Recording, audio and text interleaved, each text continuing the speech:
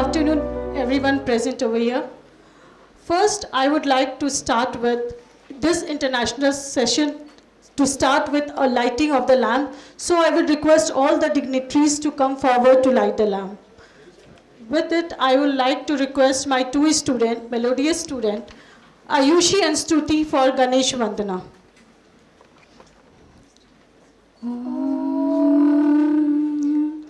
वक्रतुंड महाकाय सूर्यकोटि समप्रभा निर्विघ्नं कुरु मे देव सर्वकार्येषु सर्वदा वक्रतुंड महाकाय सूर्यकोटि समप्रभा निर्विघ्नं कुरु मे देव सर्वकार्येषु सर्वदा सर्वकार्येषु सर्वदा सर्वकार्येषु सर्वदा वक्रतुंड महाकाय सूर्यकोटि समप्रभा निर्विघ्नं कुरु मे देव सर्वकार्येषु सर्वदा.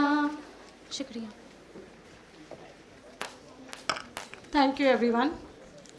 To proceed with the program, I would like to request Dr. Professor Rohit Singh, Group Director, IIBM, Dean, School Management, Aryabhat Knowledge University, to present bouquet to Professor Charles Hankla, Professor and Associate Director, International Program, Georgia State University, Andrew Young School of Policy Studies, Atlanta. Now I'll request Rohit sir to present a bouquet to Professor Utsav Kumar Singh. Sir.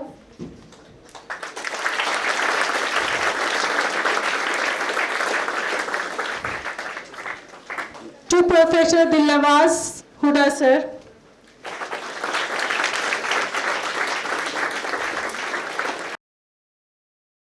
To A.K. Nayak sir.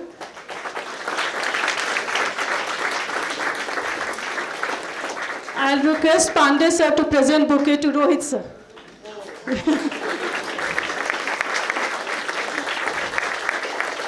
I'll request Ritika ma'am for Pandey sir to present a bouquet to Pandey sir.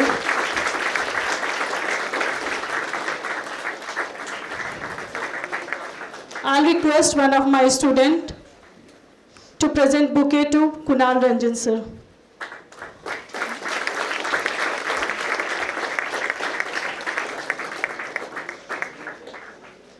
Now I'll request Kaushambi ma'am to present the bouquet to Mahesh Ranjan sir.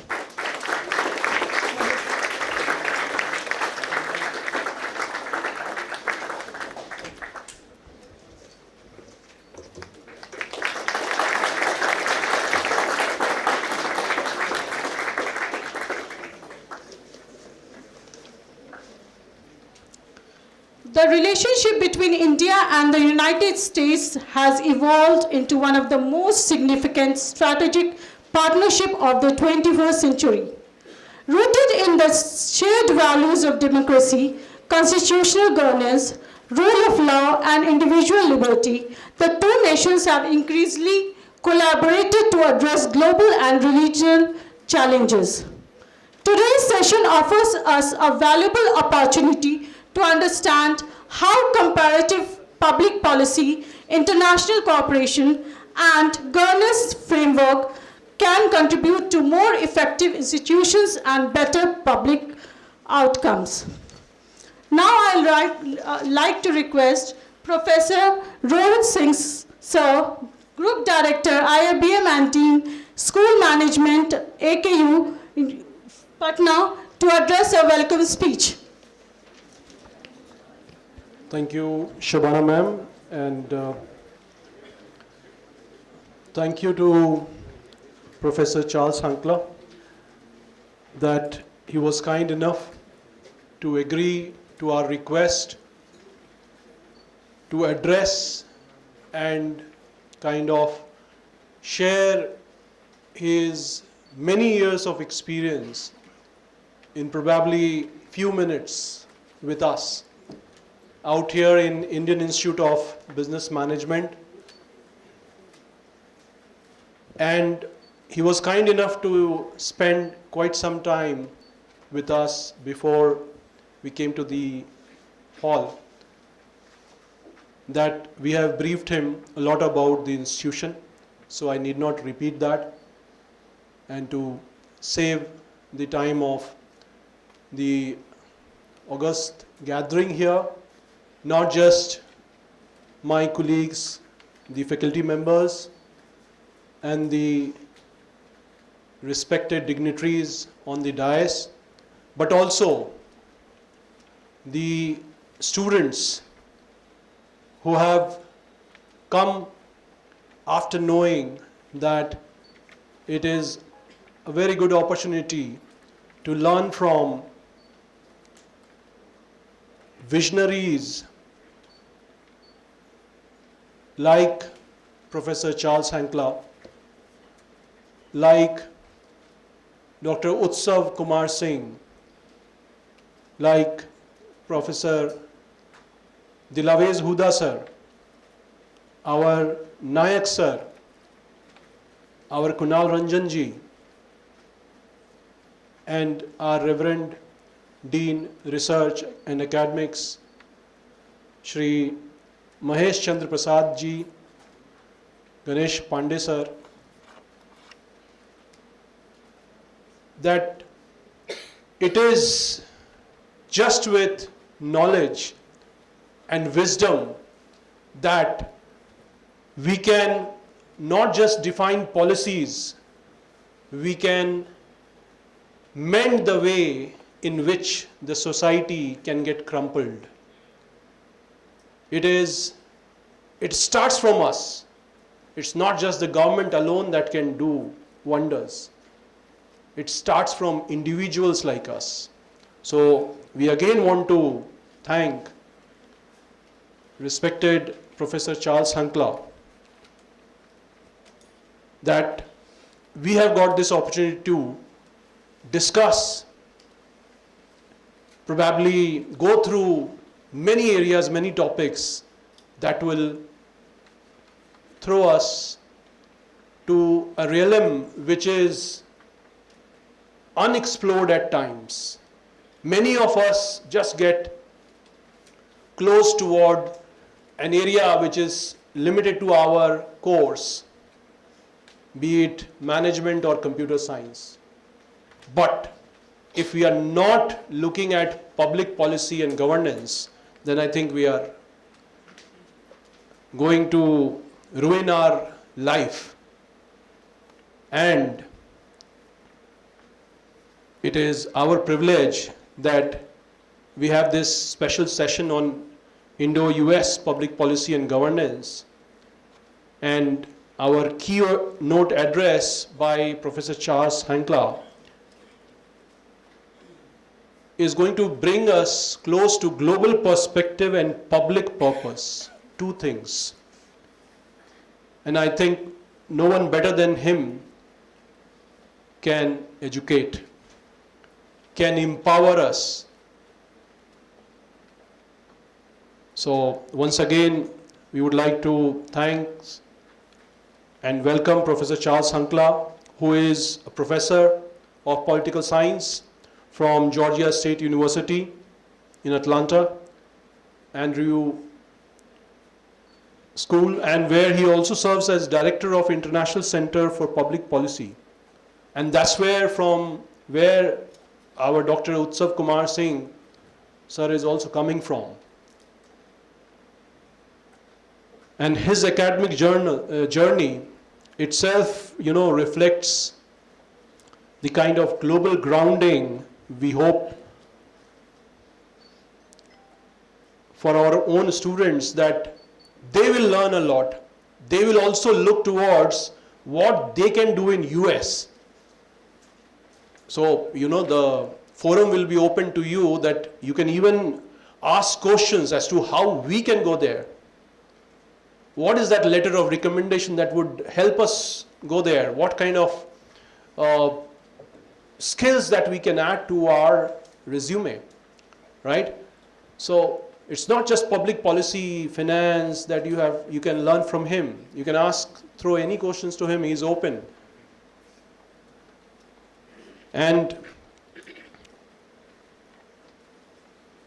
you know, Professor Hankla, he is not just a man who has helped countries like Mozambique or France.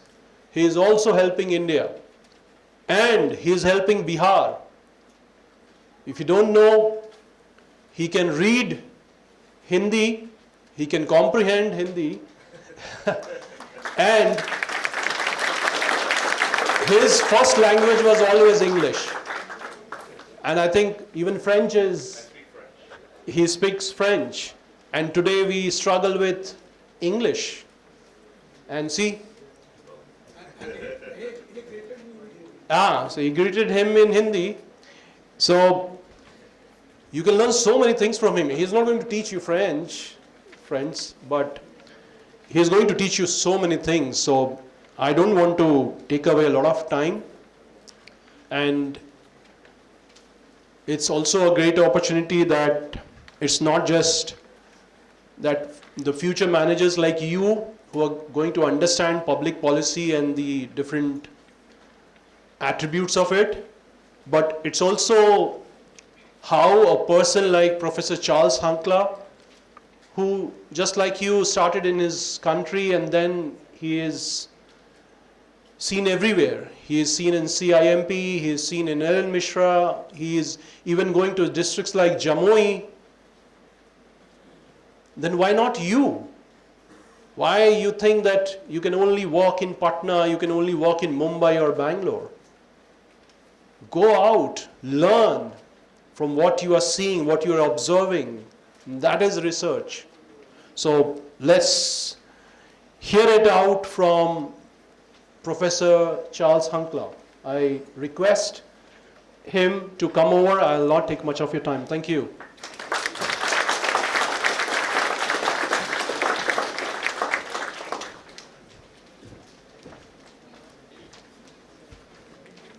Well, good afternoon, everyone. Can everyone hear me? Okay. We have a warm climate, and so Atlanta is a city of about 6 million people, so it's a pretty big city, though coming now from Delhi, where there's 36 million people, I suppose it's all a matter of perspective.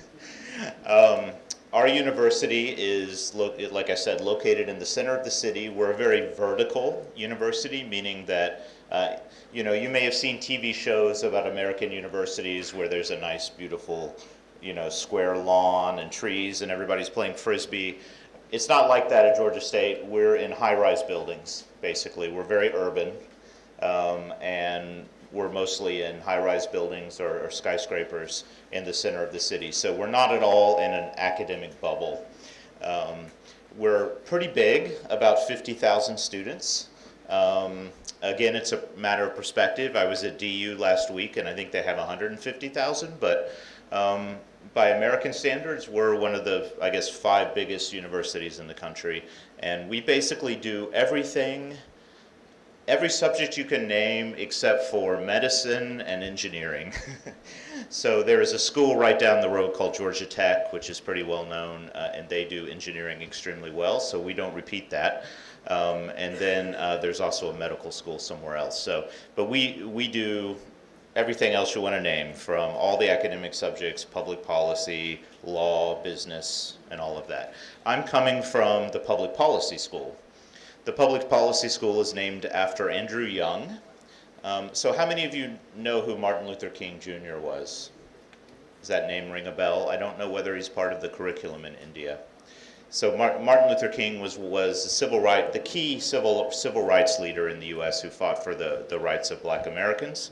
He was from Atlanta. He's probably the most famous Atlantan. And his right-hand man, his chief assistant, was Andrew Young, who later became mayor of Atlanta, ambassador to the UN. He is our namesake, the founder of our school, the Andrew Young School of Policy Studies. And he's almost 100, and he comes around and tools around in his electric wheelchair.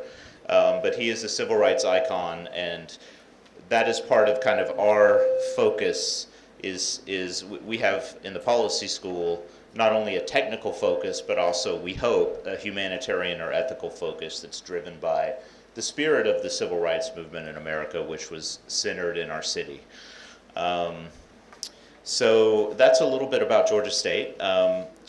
For me, I first came to India 23 years ago when I was researching my dissertation, my PhD, on industrial policy. And I lived in Delhi for a time and did interviews and all of that, and really fell in love with the country. I've been back a number of times since.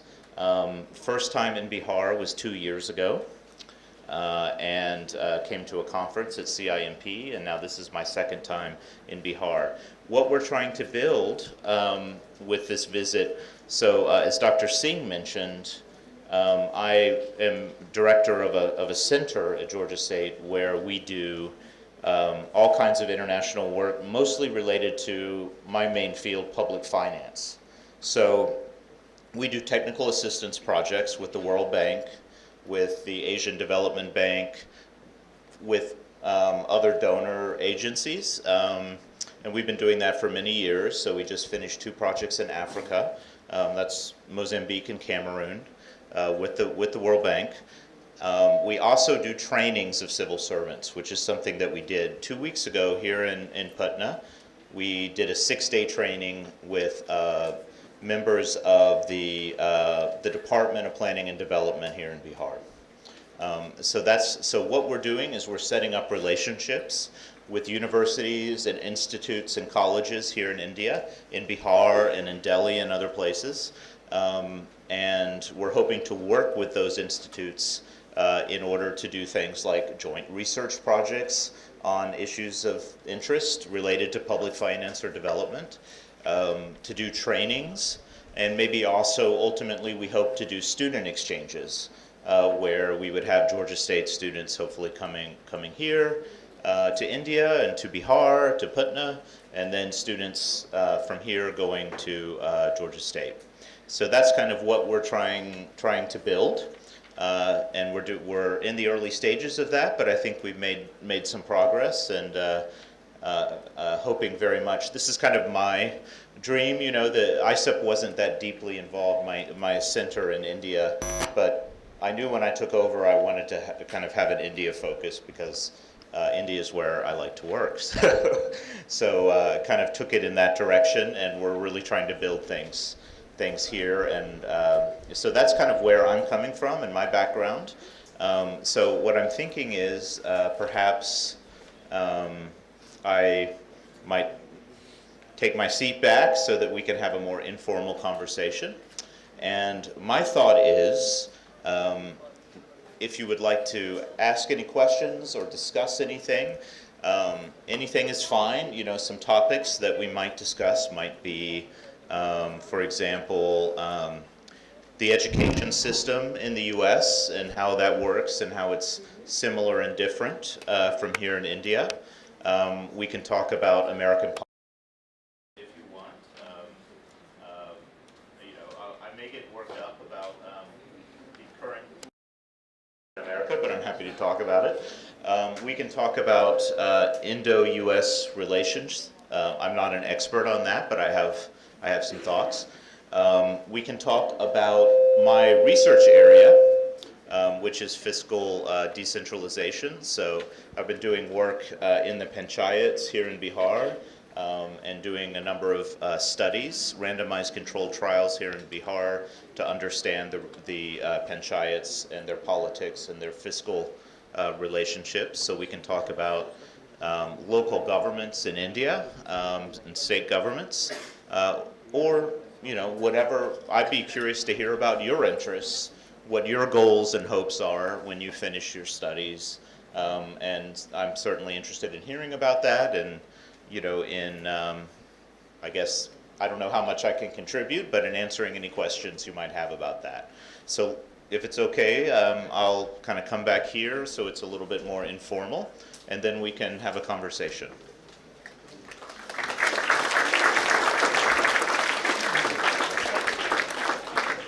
Now I would like to invite questions from the students. So students, please come up with your questions, queries.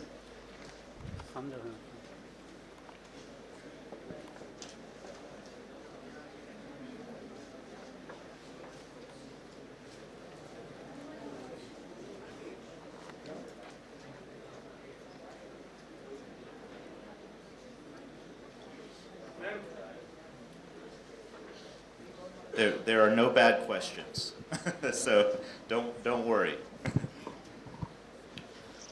First of all, a very good afternoon to you, sir. I am Adarsh Kumar and I am currently pursuing BBA from IIBM. And I wanted to ask that you have been researching from these topics from a lot of time. So my question was that in coming 10 years, countries like India, Pakistan and Sri Lanka, they are going to face a lot of challenges. So what do you think, what will be the biggest challenge that developing countries are going to face, and what will be your suggestion and how can we overcome that? All right. Well, we're starting with the small questions, right? That's an excellent question, a really, really big question. I don't know if I can you hear me? Yeah. I don't know if I can do it justice. So I think that, if I had to pick a single kind of overarching challenge that I think not just developing countries but the whole world is facing over the next decade, it's kind of a boring answer because, many other people would say the same, which is climate change. And I think what's particularly challenging about climate change is that it is a comprehensive challenge. It's an environmental challenge, it's a challenge in disaster management, it's a challenge in production systems, so trying to move to greener production systems. So it's a regulatory challenge, it's an innovation scientific challenge, and it's a challenge of government and public finance. I think from my perspective, focused on the political economy issues, what's especially challenging about this particular issue is that it's a gigantic collective action problem. Meaning that, have you guys studied this concept, collective action problem? So basically the fundamental problem is, each of us would probably like to live in a world where we have cut greenhouse emissions. We'd like to live in a world where things are where we've dealt with this climate change challenge and we don't have to worry about rising seas and erratic weather and all of that. The problem is each of us can only contribute a tiny, tiny amount to that end. And so we might ask ourselves as individuals, why should I recycle? Why should I, make sacrifices when other people aren't? And so because of this huge collective action problem, it's necessary for governments, I think, to kind of take the lead because they're the only ones that can ensure that a collective response to what is a collective problem. And you even see this collective action problem internationally where, countries might say, well, I'm not going to do anything if this other country doesn't do anything. My own country, the U.S., has gone back and forth, from doing something to almost pretending nothing's happening. And so this is an ongoing challenge from a number of fronts. How to deal with it, that's kind of the big question, isn't it? I think it will require a combination of international cooperation, leadership from central governments, and also as someone who believes in local government, I think that also there's a huge role to play in local governments as well, because local governments are particularly attuned to the needs and interests and challenges of people on the ground. And so they're in a better position to implement certain green policies, to encourage people to participate in green programs and so forth. So this is an ongoing challenge that the whole world is facing, and so it's going to require a very comprehensive response to deal with it. So Thank you so much for a really good question and a challenging question.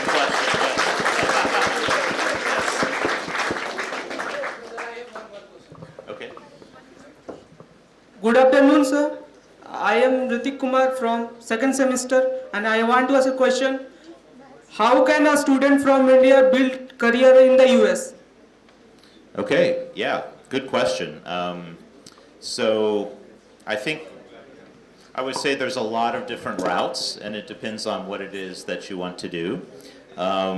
So, you know, the system, current, you know, policies, which I vehemently disagree with in the U.S. notwithstanding, overall the system is a fairly open one in the sense that hiring is, you know, people that hire, businesses and so forth are especially interested in your skills and what you can do for them. So I think that it's fairly open in the sense that if you can show that you can contribute to a business, to a university, then they will be interested in hiring you. So I think there's so many routes depending on whether you're interested in, you know, in business, in academia, in, you know, research, science. Probably it is easier if you have, if after you complete your degree here in India, you know, if you were to go to the U.S. to do a degree in the U.S. would probably help you kind of build those contacts that you need, and, you know, would kind of make it easier for people to look at your resume. Certainly international degrees are accepted and understood and appreciated in the U.S. My wife is an immigrant. She's from France, and she did all of her studies in France and didn't have any trouble finding a job. But I do think that having a U.S. degree might assist with making contacts and so forth, but it's not absolutely necessary. Maybe Dr. Hoda is actually better positioned to answer this question than I am because he has done that. Well, I mean, the trajectory that used to be there was, you know, you do your bachelor's, do your master's in the US, and with the skill sets that you pick up in the US, there were enough job openings. There's a slightly different political environment right now where visas are a problem.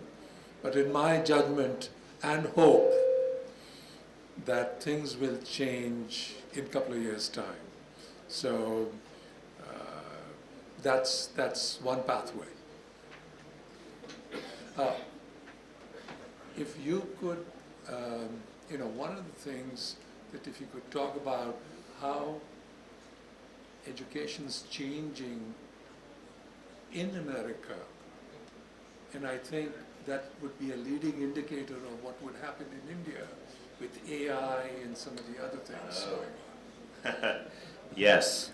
No, I would reiterate what Professor Hoda said, which is, you know, right now with the Trump administration, they've definitely closed immigration policy to some extent. I mean, I think I will say for the most part, the system is a little bit more open than it appears when you watch the news. We have a ton of international students at Georgia State, and I don't know what the percentage is, but it's pretty high, maybe 10 or 20%, and from all over the world. And for the most part, they have been able to get visas and to come. But it's been more stressful. It's taken longer, so it is a challenge for people who are coming to the U.S. now, but it's still possible, and I agree and second what Professor Hoda said, which is that I really hope this will change in 2 years, and you know, we're keeping our fingers crossed for that. As far as the educational system and AI and so forth, I think in the U.S. as around the world, I don't think people really know how to deal with AI in education systems. You know, it's only been about 2 years that it's been widely available, and my university has tried to develop some policies around it, but for the most part, It's still up to the individual professor how to integrate or not integrate or ban AI in individual classes. And I think people have vehemently opposed views. I have colleagues that will not countenance any use of AI. I have others who incorporate it into class. And I think that it's all over the map. But I know that it's going to be transformative for education, but I really don't know how yet. And I mean, do you all use it? Has it been kind of important in your education? Okay. I mean, in my judgment, there are responsible ways to use AI, and there are irresponsible ways to use AI.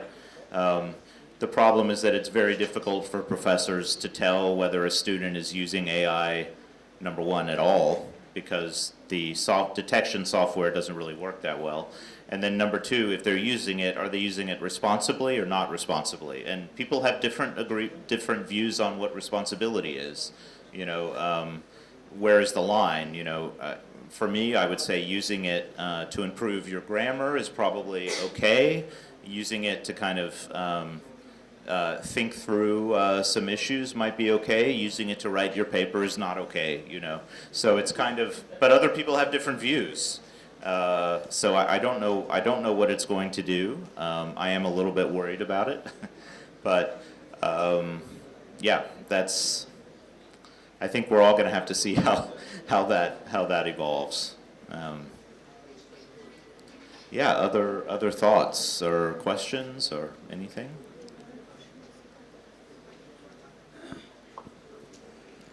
Good afternoon, Professor Hankla. Yes. Thank you for you said your- my name really well. Thank you.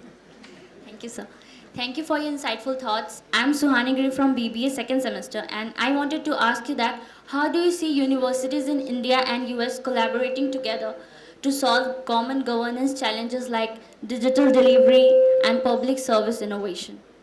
Okay, great question. Yeah, that's very directly what I'm interested in and concerned about. I think that different institutions, whether they're in the same country or different countries, have different kind of strengths. And so when you develop a connection, then you're able to build on or combine the strengths of the various institutions. I think our hope in developing connections with India are on the research side. We're hoping to partner with universities in India to work on kind of key development challenges. So right now with CIMP and with the additional chief secretary in charge of planning and development in Bihar, we're working on some projects around the fiscal system financing panchayats. And we're doing some data collection, looking at trying to measure the capacity of different panchayats in Bihar as kind of an information, to provide some additional information to the government of Bihar. And this is something that I think, each institution has strengths. So on our side, we work around the world on these sorts of issues. So we bring a comparative perspective to this question. We think about how is this done in other parts of Asia, how is this done in Africa and South America and other places where we've worked. And the institutions here in Bihar bring expertise on the ground. They understand how panchayats work, and they kind of understand exactly how things function in India better than we do. And so I think that combination is, I hope, particularly strong. As far as the academic exchanges, I think this is good for both sides. I tell my students when I encourage them to study abroad, I tell them that you never know what will happen, because I myself met my wife on my junior year abroad. So you don't know what's going to happen when you study abroad. That was 30 years ago. So I think even if you don't meet your spouse when you're abroad, you still learn quite a lot. You learn a different kind of perspective. And I think a lot of times American students, when they study abroad, I don't have the figures for this, but I can say that the vast majority go to Europe. And one of the things that I'm hoping to happen is that people start looking beyond Europe, and especially to India, in order to see and experience more of the world. In 2016, I led a group of about 15 of our students to India. We had a 7-week trip where we traveled. We were in Kolkata, we were in Varanasi, we were in Delhi, and other places. And that was we actually, we were in Kolkata when demonetization happened, which is a whole nother story. We couldn't pay for anything for 2 weeks. But setting that story aside, the students really, I think it was life-changing for them. I think of anything that I have done as a teacher in my 21 years as a professor, that was the most meaningful thing that I did, were those weeks in India with those students, because for them this was something life-changing. And I think that that's what studying abroad does, both for Americans who would come here and for Indians who would go to America. It gives you a completely different perspective and helps you see the world from a different lens. So I think I'm a huge advocate of that. If it's something that you can do, and I know that there are impediments, there are financial impediments, there might be family things, sometimes it doesn't work, but if you can do it, it's something really, really meaningful to do.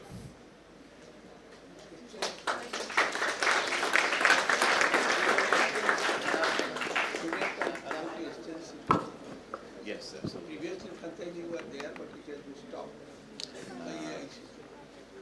Okay, really? A very good afternoon. Okay, just a supplement to that question.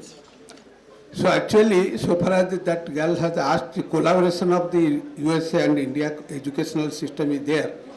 Collaboration means today only you can have in the form of the memorandum of understanding. So far as the student exchange system is concerned and faculty exchange system is concerned. But prior to that, before 20 years back, in India, the foreign universities operations were quite liberal. The foreign universities even giving their franchise in India also. And many of the students are staying in India, completing degrees from the foreign universities. And apart from that, there had been the twinning program also. 1 year you can study in India, another year you can study in USA, like that kinds of system is there. But that has been stopped by the All India Council for Technical Education in 2012, because I had been a member of the AICT, I know that all these things are there. But today what you can do, you can have the collaborations in form of the MOU, Memorandum of Understanding, so far as the quality of educations of the foreign universities are concerned. You can import that through the exchange programs that your teachers and your students and their teachers and their students can have the exchange program, what sir is doing now. So that kinds of things can be arranged in that way.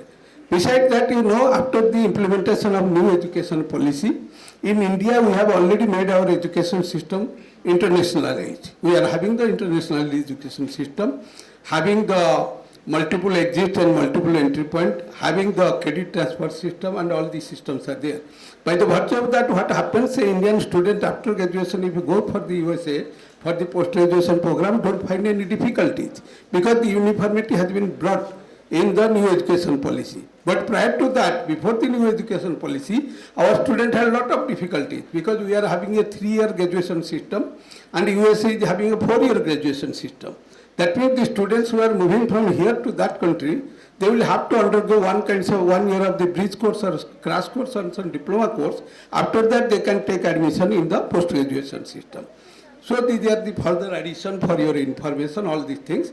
And today we are having the exchange programs in terms of the MOU for making the better and quality and reliability in our education system by gaining the resources, by getting the resources and faculties and students from the better universities in the country. And even if we are having the better universities, the people are also taking that way. Thank you very much.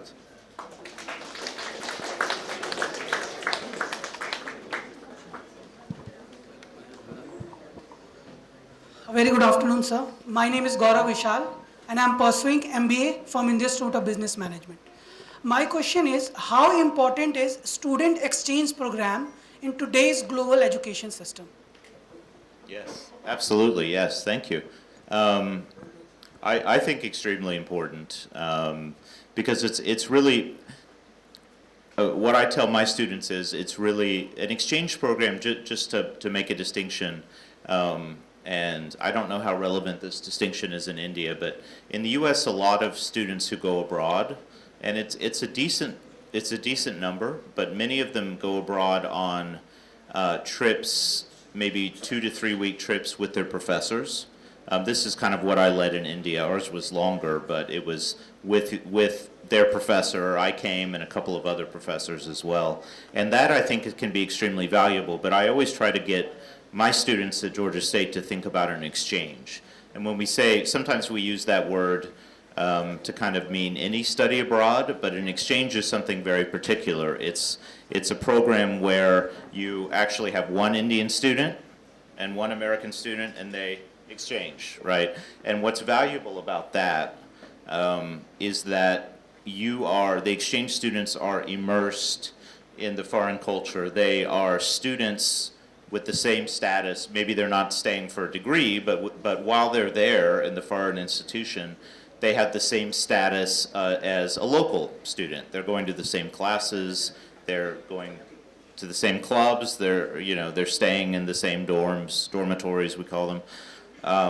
And so you are basically fully immersed. So it's not kind of a group of people with their professor. You are part of that foreign culture. And so I think that one of the most valuable things about an exchange is that you are kind of thrown in to the foreign culture, and that can be disorienting at first, but if you stick it out, it can really be something that's life-changing, I think. Mm-hmm.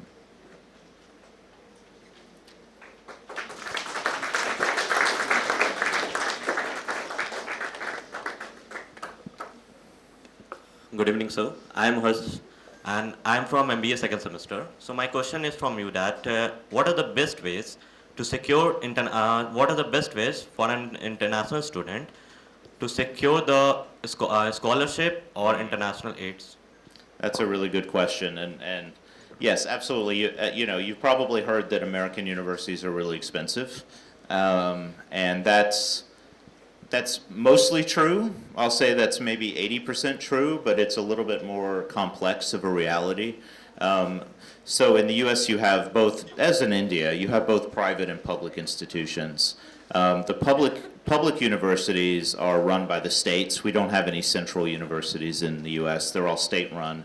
And because of that, the public universities all have different fees and policies and so forth because they're run by the different states according to their own rules. The private universities, of course, are independent to do whatever they want in terms of fees and scholarships. So a lot of times people, and this is also true, a lot of Americans who may not be as familiar with the university system, maybe first-time college students get extremely confused by this as well. If you look at the sticker price of a university, meaning if you go to their website and you look, this is how much it costs per year, it can be quite shocking, especially at a private university. If you go to a private university, 1 year of study plus room and board is likely to be priced at around $85,000 to $90,000. That's a lot of money. The thing is, though, that very few people actually pay that. It's only wealthy people who pay the full sticker price, right? Public universities, the cost is still fairly high, but not nearly that high. Usually it might vary from, $15,000 to $30,000 a year. Again, a big number, not quite as high. But again, most people don't pay that full amount. So what are the options for funding? So if you're thinking about graduate school, so I guess it's like with anything in the U.S., and I think also true in India or any very large country that has a lot of different local political systems. The reality is complex,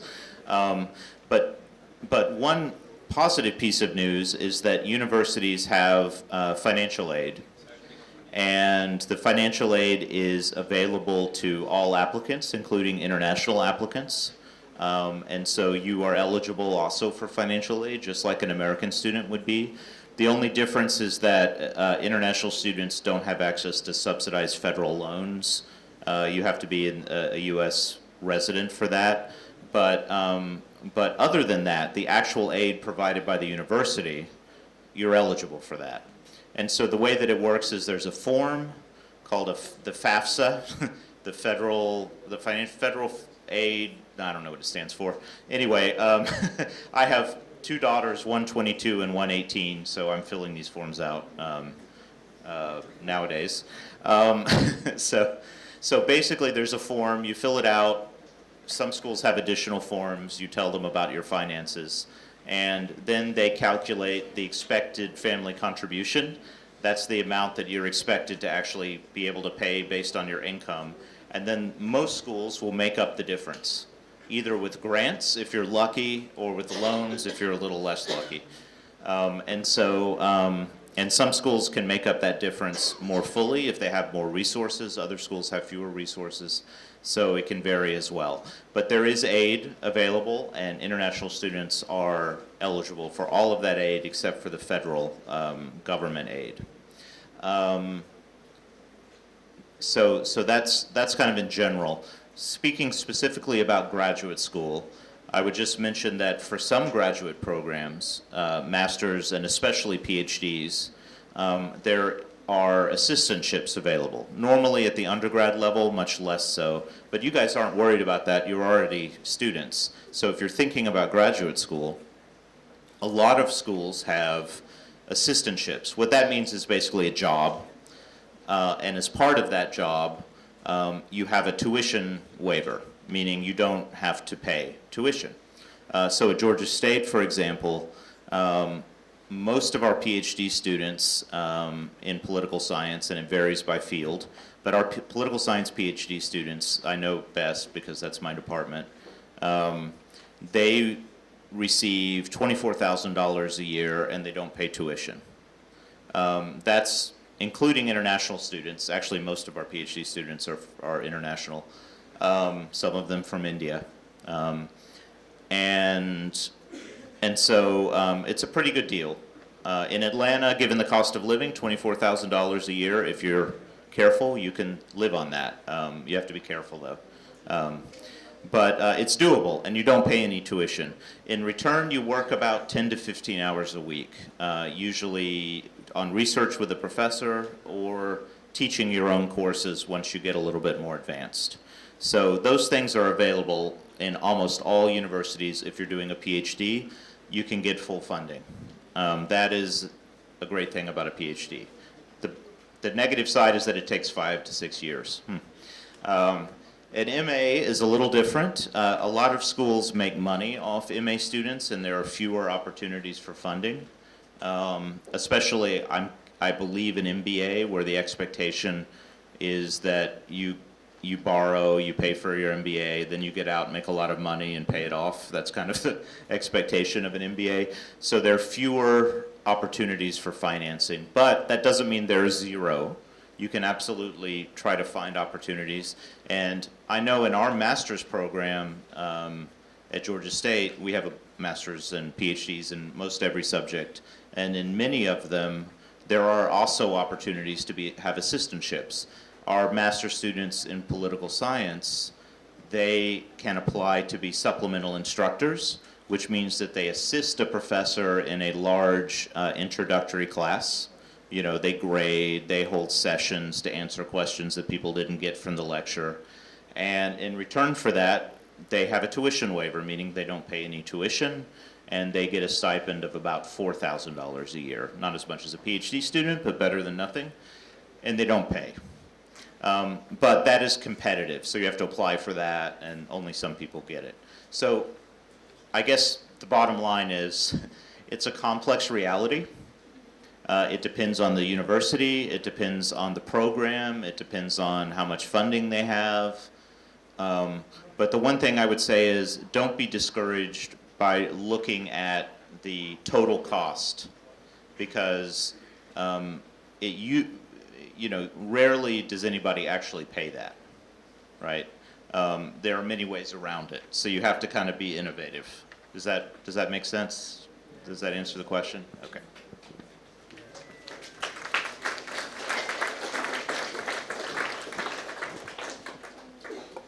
afternoon, sir. I am Samrin, currently pursuing my MBA. As my question is, how does public policy influencing the affecting and accessibility of the higher education in the United States?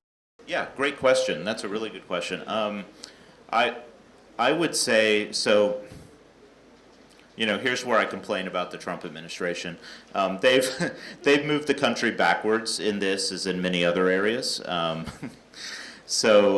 There has been kind of a reduction in the generosity of the federal government in financing education, both in terms of access to federal money, subsidized loans and grants for students, and also in terms of direct funding for universities. So I think for the last few years we've been moving in the wrong direction on this.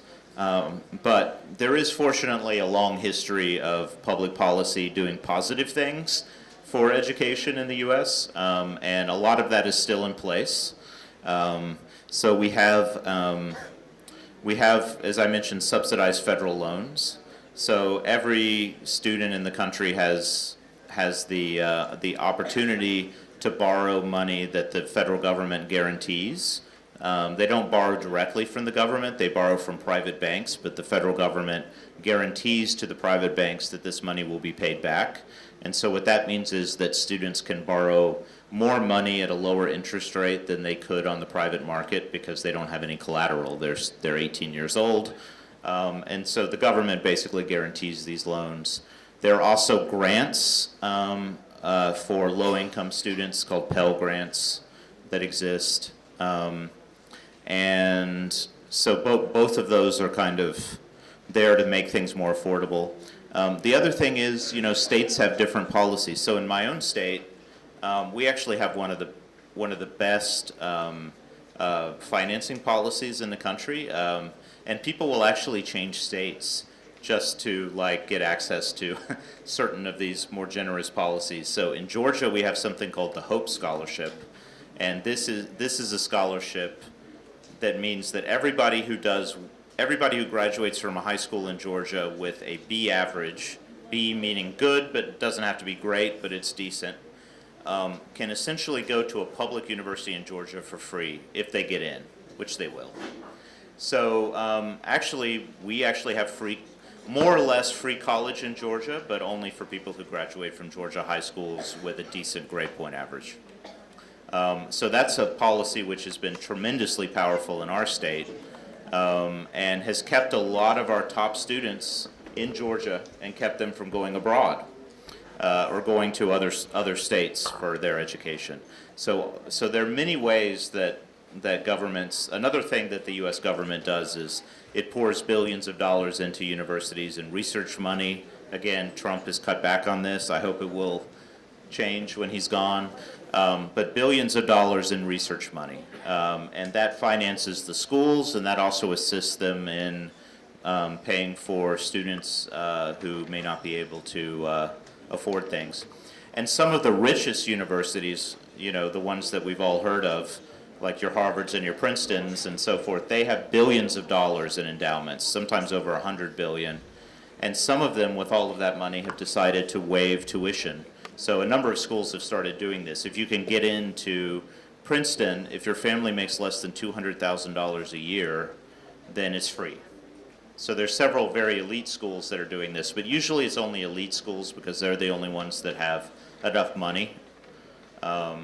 So there are various ways that public policies can encourage education. And in the U.S., as in India, I would say it's not a kind of a centralized scheme like in many European countries, where everything is, you have a single scheme for everyone. It's a bunch of little schemes.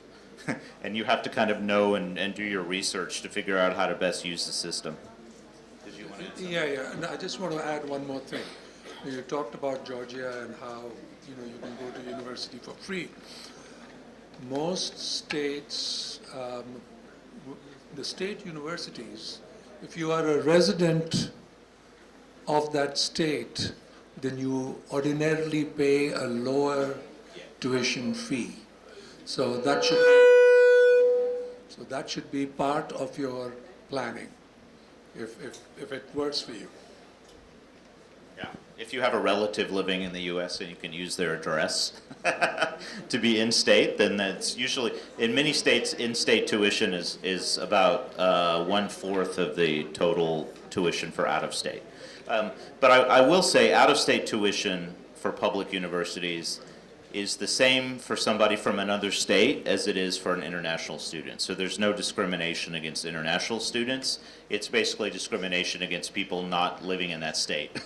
So, but if you can establish residency in a state, it can be a lot cheaper.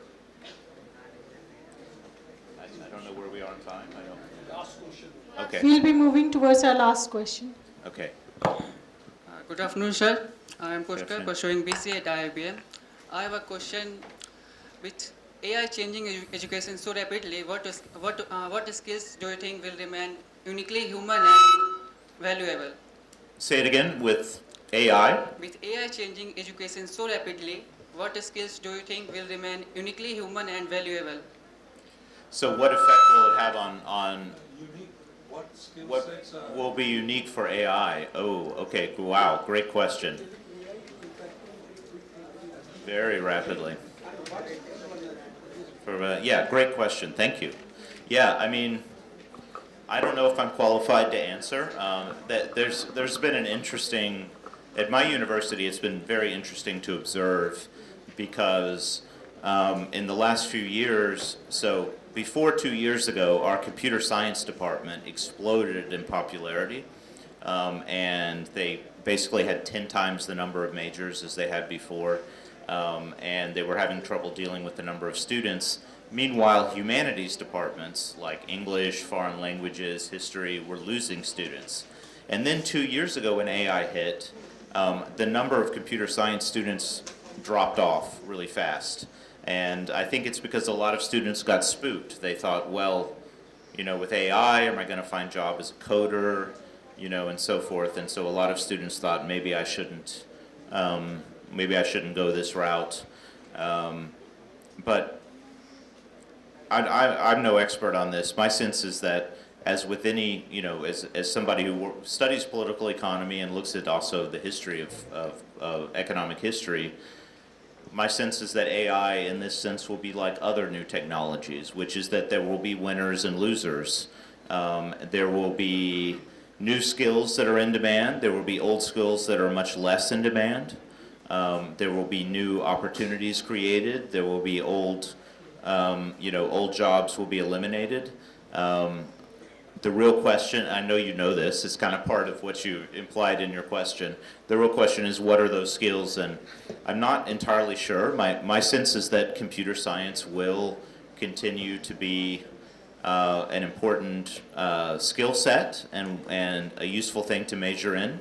At the same time, my guess is that computer science will probably in the future be less focused on learning Python or C++ or whatever the current language is, because AI can do that. And instead it will be focused much more on how to interact with AI and on kind of creative thinking around the use of AI and machine learning in technology and so forth. So it's going to be, you know, these new technologies allow us to do more.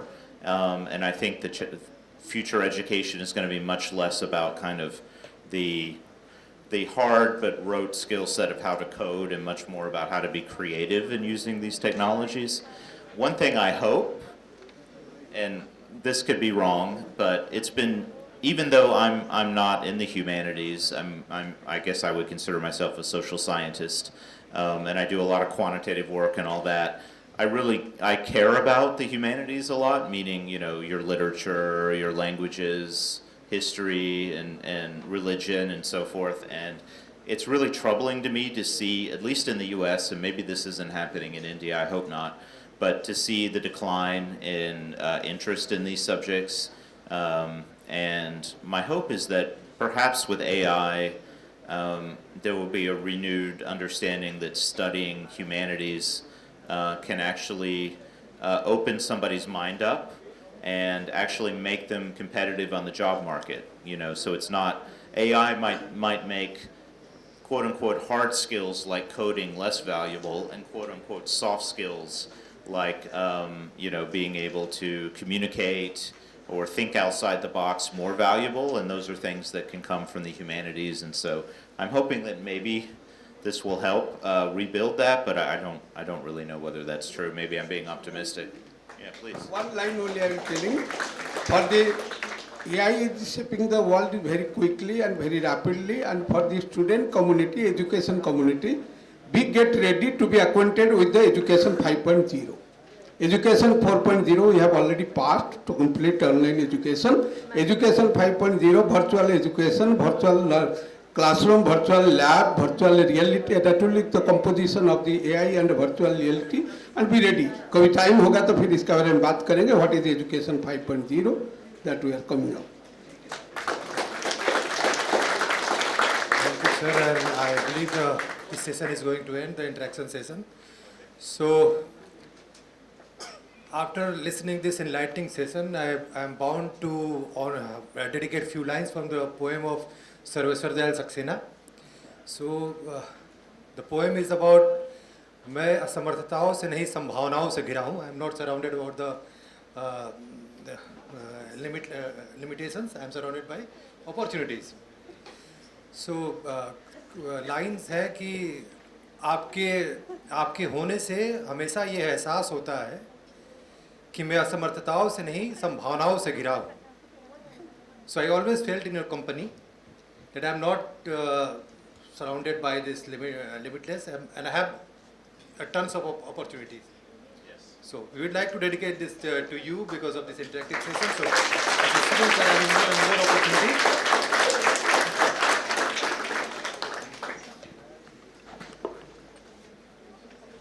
It was a proud moment to hear from our chief guest. Thank you, sir, for your fruitful words and sorting the queries of our students.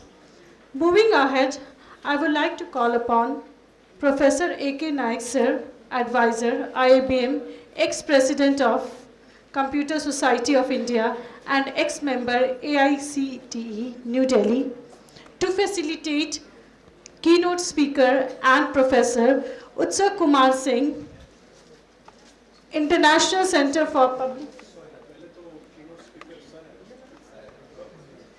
Facilitation of both. First he. Achha. Our keynote speaker, Professor Charles Hankla.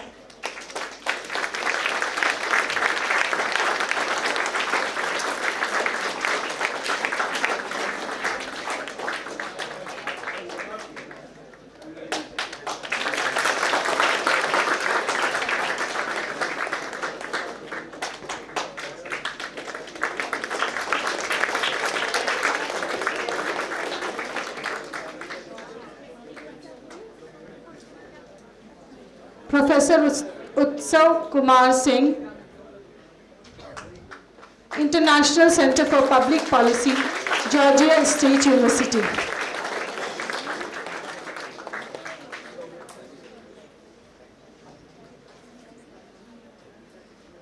Now, we have our guest of honor, Professor Dilavez Huda, sir.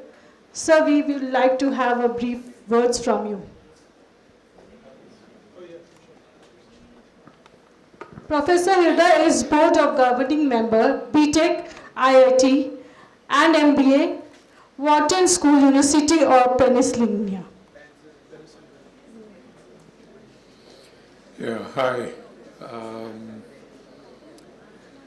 The list here says guest of honor speech. I don't know who the guest of honor is, and I don't have a speech for you.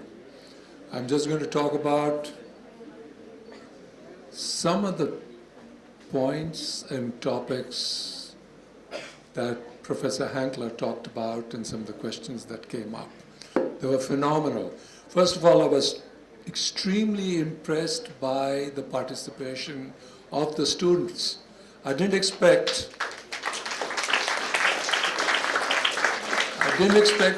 that we would run out of time for questions.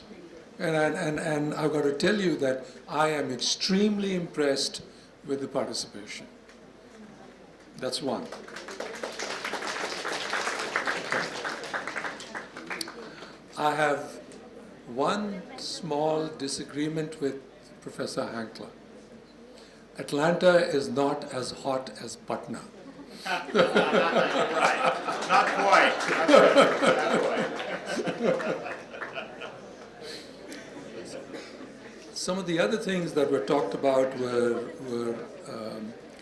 extremely relevant. And the point that Professor Hankla talked about were liberal arts, how important that is, particularly in the age of AI. And there's a lot of hiring going on by big AI firms of folks who've done PhD in philosophy. Okay? That's the new trend. I'm not saying that you jump into philosophy, but a broad-based education. That's very, very important. The other thing is cross-disciplinary learning. I mean, you have that in the US that you can, do courses in mechanical and civil and electrical and computer science. That's been going on for a long time. But it's just beginning in India where you can have a cross-disciplinary, bachelor's in technology. So that's another trend that's very, very important. The question, there was a question on what's the biggest policy issue, and Professor Hankla talked about global warming, and what came out of that was the issue of the public commons. And I actually have a question for Professor. I've spent some time in the US, I've spent some time in India. People approach the public commons slightly differently. That's my perspective. So my question I know the question and answer session's over, but this has stuck in my head as to how he would view the issue of the public commons in India. Let's take an example of cleanliness, okay? One of the things that let me give it some context. One of the things that I've heard is, and this is a public policy question, that once the per capita GDP goes up above a certain level, a lot of these issues go away. That's what I've heard. Is that correct? That there would be more cleanliness on Indian streets if the per capita GDP goes up? I mean, is there any... That's a really interesting question. Yeah, I can't cite any research on it. There is a lot of research. I mean, there's a broad perspective in political economy called modernization theory. I know Professor Hoda will know it. The basic idea is that as countries, as their GDP per capita goes up and they become wealthier, that a number of good things are supposed to result. One of them is democracy. That's what it's usually kind of focused on, this relationship between democracy and GDP. But other good things are supposed to happen as well. So you're supposed to have longer life expectancy and other sorts of things. I think India has kind of shown that is not 100% true, in the sense that India has been a democracy since its beginning, with just a couple of years of emergency as an exception, and it's been consistently a democratic country, even when back in, at the beginning of independence, its GDP per capita was very low. Obviously, it's gone up dramatically since, and especially since the 80s and 90s. But for a lot of political scientists, India is kind of, sometimes the term is used, precocious democracy. It kind of doesn't fit the models which indicate that, you're supposed to be more, the idea is that GDP growth, a country becomes wealthier, a middle class emerges. The middle class has economic power, it also wants political power, and therefore it kind of insists on the spreading of of political power consummate with economic power, and then you have a slow democratization process. This is something that happened in Europe for the most part. But in India, it started much earlier, democracy, including at the grassroots. And China is also kind of a counterexample in that it keeps getting richer and richer, but it doesn't get any more democratic. So we know that some of these macro theories don't always work.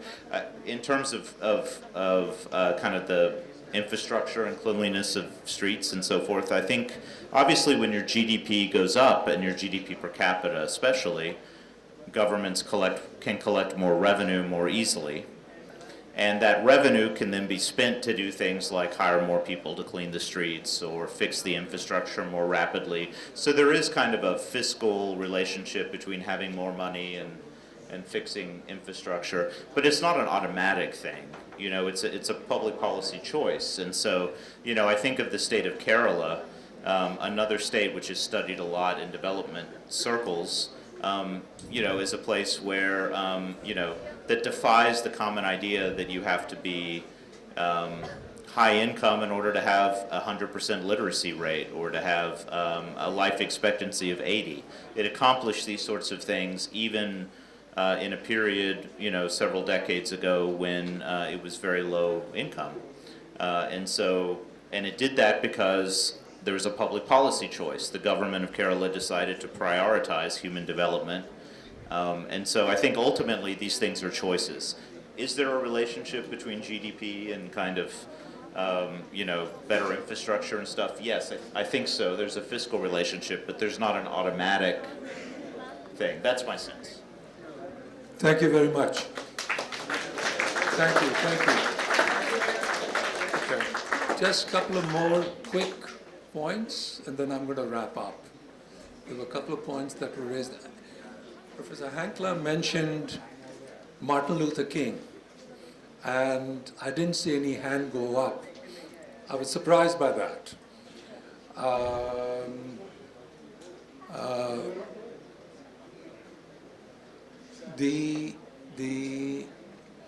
Martin Luther King worked on social justice for African Americans, and he looked towards a person from India, and that's why I'm mentioning it.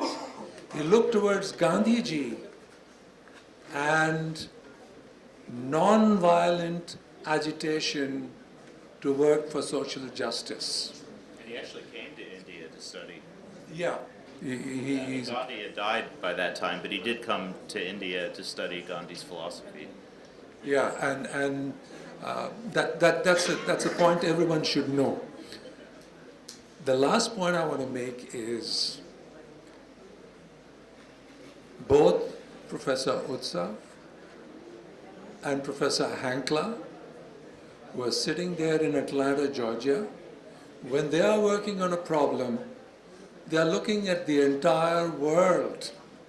They are working in Mozambique, they are working in Bihar, they are working in the Philippines, they are working all over. And there's a perspective that comes when you live and work in America. And I want to share that with you. What you're doing, you don't just have to think about Bihar and India. The solutions that you come up with will be relevant for every part of the world. And that's the perspective you need to move forward with. Thank you.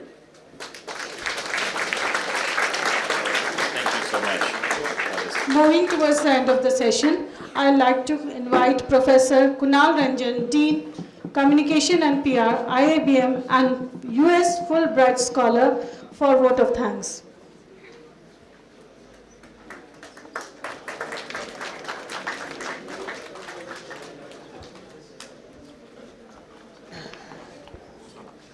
A very good evening, and it was such a delightful discussion on a Saturday evening on such an important and contemporary topic.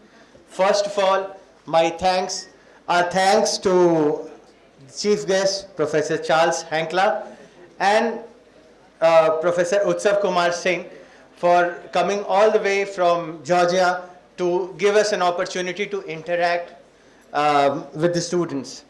Then I'd like to thank Professor Dilavez Huda, our guest of honor, and also a board member of IIBM for continuously advising students and thinking for their behalf and for their globalization. Then we would like to thank two pillars of IIBM. First, Professor Dr. A.K. Nayak, who has been with IIBM for so long, and Professor Rohit Singh for continuously guiding students and arranging such well-curated events for the benefit of our students.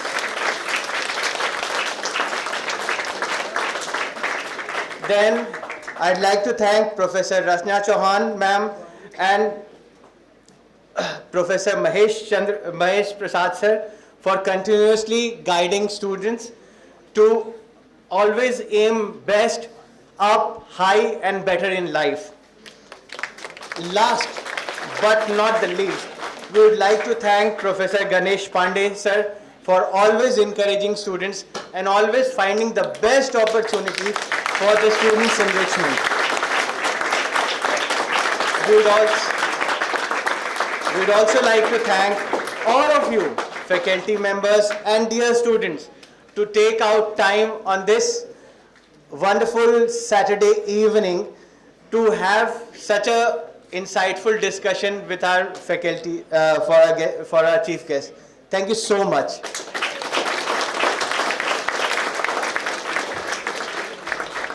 Thank you. We have come to end of this session. Students, please stay at your places.